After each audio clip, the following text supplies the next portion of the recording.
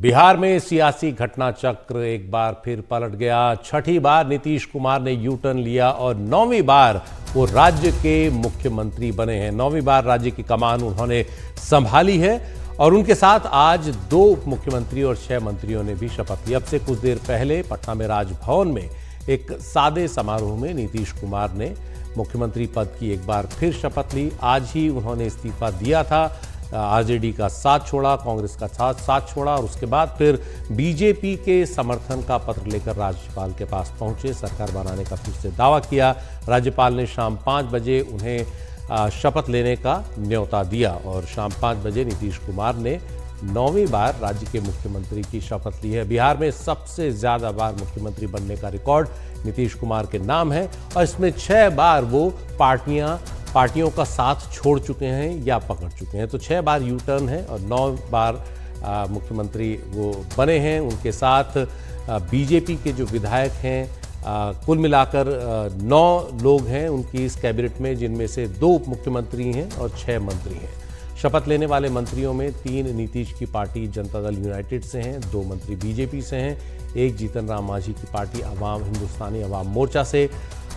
ये शपथ ग्रहण समारोह की तस्वीरें आप देख रहे हैं और इसके बाद जो विजय कुमार चौधरी हैं शपथ लेने वाले एक मंत्री, उनका क्या कहना है सुनते हैं।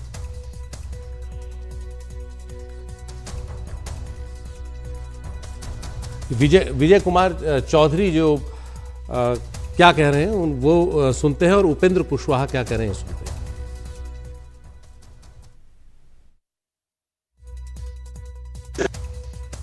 नहीं आपको धन्यवाद आपको फिर नई जिम्मेदारी मिली है। जब जो जिम्मेदारी मिलती है हम लोग ईमानदारी से निभाते हैं, फिर एक बार कोशिश करेंगे। अच्छा हुआ, जो कुछ भी हुआ है पूरे बिहार के हित में है, इसलिए रीजनल पार्टी हो या बीजेपी हो सबके लिए 2025 तक जदयू खत्म हो जाएगी। तेजस्वी ऐसा कह रहे हैं, आप कैसे देखते हैं? जहाँ थे वहाँ निश्चित रूप से वही स्थिति हो रही थी, लेकिन अब नीतीश जी आ गए हैं स्वाभाविक जगह, इसलिए यहाँ सब कुछ ठीक है, ठीक रहेगा। कोई खेला बाकी नहीं है। अब तेजस्वी जी कह रहे खेला बाकी है, तो आज उनके घर में चूल्हा नहीं जला होगा। बाकी बिहार के लिए हर घर में खुशी है और सब कुछ जो कुछ भी होना था बहुत अच्छा हो गया।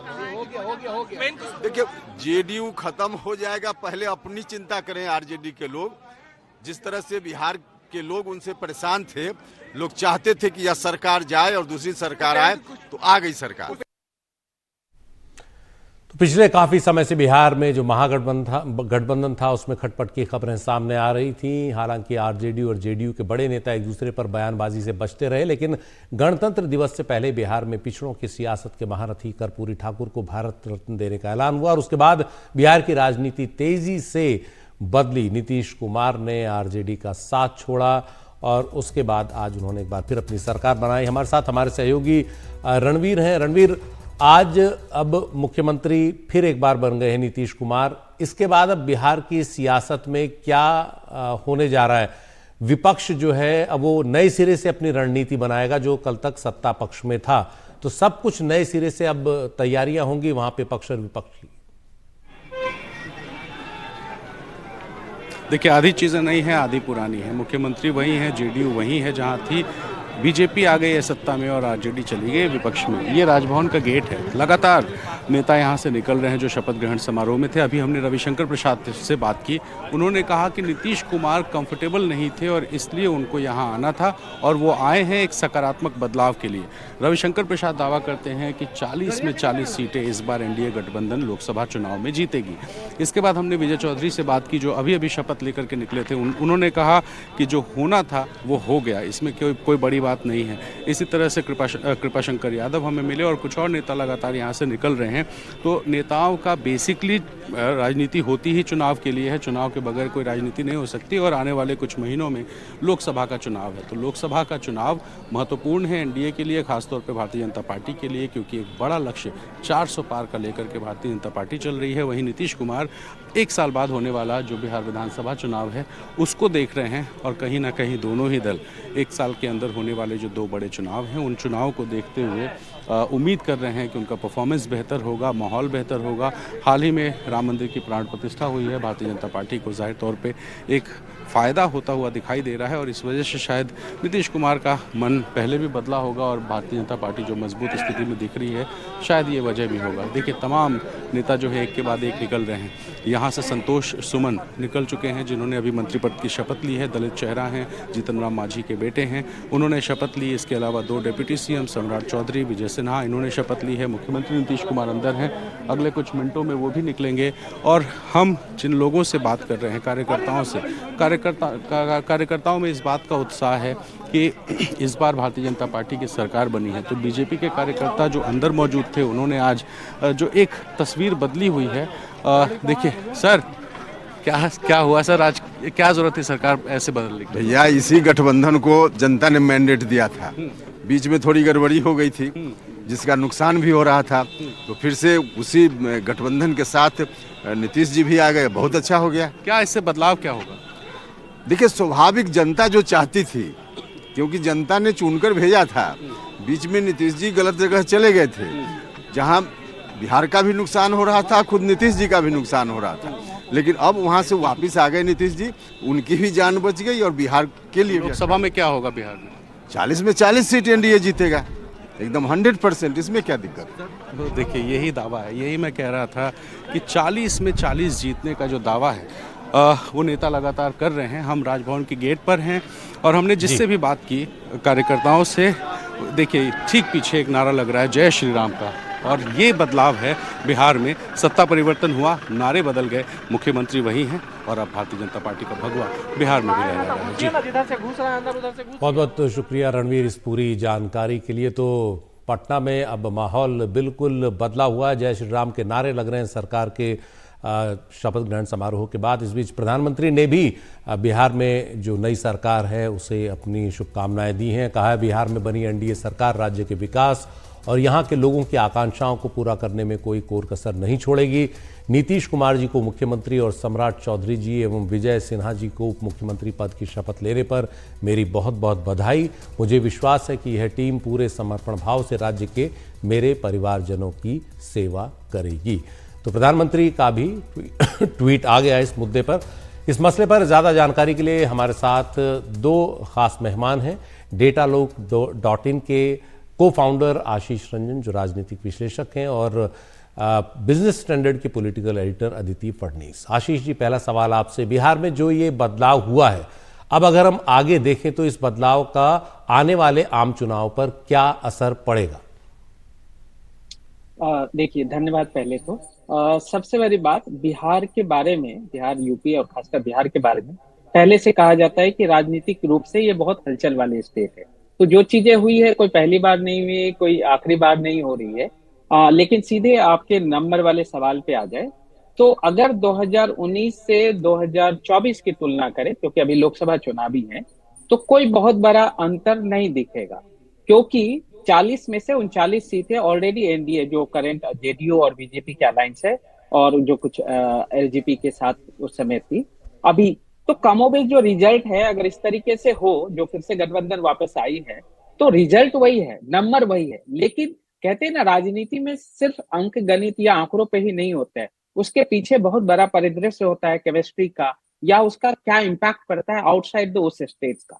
तो एक जो इंडिया अलायंस जो बना था पिछले साल और एक जोर शोर थी कि वो एनडीए को टक्कर दे सकती है या टक्कर देना चाहती है, और अलग अलग राज्यों के साथ अलग अलग दलों को मिला के एक साथ बैठाने की कोशिश की गई थी। हालांकि आंकड़ों के दृष्टिकोण से एनडीए पहले भी और आज के डेट में भी काफी मजबूत स्थिति में है, क्योंकि उनके जो अपने आंकड़े हैं, जो बीजेपी को 2019 में 37% वोट मिली थी, और अगर पूरा इंडिया अलायंस अब जेडीयू सब साथ में जोड़ के कर लें तब भी 38% वोट ही बन रहे थे, और एनडीए जो उस समय का एनडीए था उसका 43% वोट था।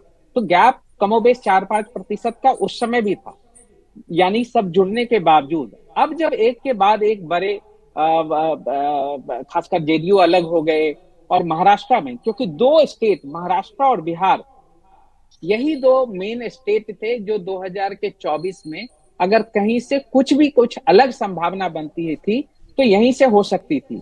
तो एक तरीके से बिहार को एक तरीके से नरेंद्र मोदी और उनकी टीम ने एक तरीके से लोकसभा चुनाव के लिए तो बिल्कुल एक तरीके से मान के चलिए कि जीत लिया है।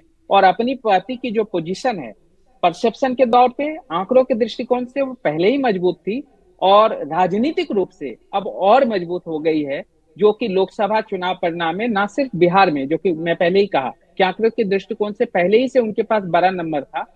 फर्क ये पड़ता कि अगर जेडीयू आरजेडी कांग्रेस लेफ्ट का अलायंस रहता तो उस नंबर में गिरावट होती, लेकिन 17 सीटें और एलजेपी और वगैरह को मिला के 22-23 सीटें पहले से थी और कमोबेश जो परिणाम आता अगर वो पुराने स्थिति में भी रहती तो भी ऐसा ही आता, क्योंकि बीजेपी लोकसभा चुनाव में कभी भी बहुत ज्यादा कमजोर नहीं रही है बिहार के चुनाव में, चाहे वो जब अलग लड़े हों 2014 में या गठबंधन के साथ लड़े हों। और ये सिर्फ 2014-19 की बात नहीं है, उससे पहले के भी आंकड़ा पलट के देखेंगे तो बीजेपी कमोबेश 20 सीटों के आसपास जो है बीजेपी और उनके अलायंस उनको हमेशा मिलते रही। जी, हमारे साथ अदिति फडनीस भी हैं जो पॉलिटिकल एडिटर हैं बिजनेस स्टैंडर्ड की। अदिति जी, अगर हम इंडिया गठबंधन की अब बात करें तो नीतीश टूट गए हैं, कुछ नेता हैं जो रूठ गए हैं, चाहे ममता बनर्जी हों या अरविंद केजरीवाल हों, और भी क्षेत्रीय दल हैं जिनके साथ अभी बात नहीं बनी है। अखिलेश यादव के साथ भी खींचतान चल रही है, हालांकि वो 11 सीटें देने की बात कर रहे हैं। आपको क्या लगता है जो इंडिया गठबंधन है, क्या उसकी रणनीति बनने से पहले ही बिगड़ चुकी है? देखिए, हमारे देश में बहुत अद्भुत देश है हम लोगों का, और वहां पर अलग अलग राज्यों में अलग अलग प्राथमिकताएं हैं। उदाहरण के तौर पर अगर हम तमिलनाडु में देखें तो तमिलनाडु में इंडिया अलायंस के अलावा और कोई है नहीं। मतलब आ जाए बाद में ये दूसरी बात है, लेकिन इस आज की तारीख में कोई और है नहीं। उसी तरह केरल में देखा जाए तो वहां पर भी मेरे ख्याल से भाजपा का कोई वर्चस्व हमको नहीं दिखाई देता है। तो कुल मिला के ये तो दो उदाहरण है। महाराष्ट्र में स्थिति बहुत बुरी तरह से फ्रैगमेंटेड है। और जगहों पर भी सवालिया निशान है। तो मेरे ख्याल से कोशिश ये थी कि कम से कम भाजपा जितना कोशिश कर सकती है, उतना कोशिश करके जितनी सीटें ला सकती है उतनी सीटें ले आए। राज्य में जो होगा वो बाद में देखा जाएगा। हालांकि आंकड़े हमको ये बताते हैं कि भाजपा का वोट शेयर और उनकी सीटें बिहार में लगभग उतनी ही रही हैं जितनी पहले थी। लेकिन मेरे ख्याल से इस चुनाव में यदि इंडिया अलायंस, राजद और जदयू इकट्ठा होके और कांग्रेस इकट्ठा होके लड़ते तो मेरे ख्याल से छवि बिहार में कुछ फर्क होती। ये खास तौर से कास्ट सेंसस और इन सब चीजों के बाद हमको लगता है कि नीतीश जी यही चाह रहे थे। आपको याद होगा कि कुछ समय पहले, कुछ दिन पहले एक कैबिनेट मीटिंग हुई थी पटना में, जहां पर कि ये निर्णय लेने ही वाले थे कि लोकसभा और राज्य के चुनाव इकट्ठा हों, एक साथ हों। लेकिन मेरे ख्याल से, मतलब जो मेरी समझ है वो तो ये है, जो वहां से खबरें आ रही हैं कि लालू जी ये नहीं चाहते थे कि तेजस्वी को किसी तरह का नुकसान हो। और इसी मतलब एक तरह से हट कि तेजस्वी को नहीं हटना चाहिए, इसी हट में पूरी की पूरी सरकार ही गंवा दी उन्होंने। जी, बहुत तो बहुत यदि उस समय वो जी यदि नीतीश जी की बात सुन लेते तो हो सकता है कि बिहार की छवि आने वाले चुनाव में बहुत फर्क होती। जी, और नीतीश जी ने वंशवाद पर ही निशाना साधा कर्पूरी ठाकुर की 100वीं जन्मशती के कार्यक्रम में, और उसके बाद फिर बिहार में ये राजनीतिक घटनाक्रम तेजी से बदला कि सरकार ही बदल गई, हालांकि मुख्यमंत्री वही रहे।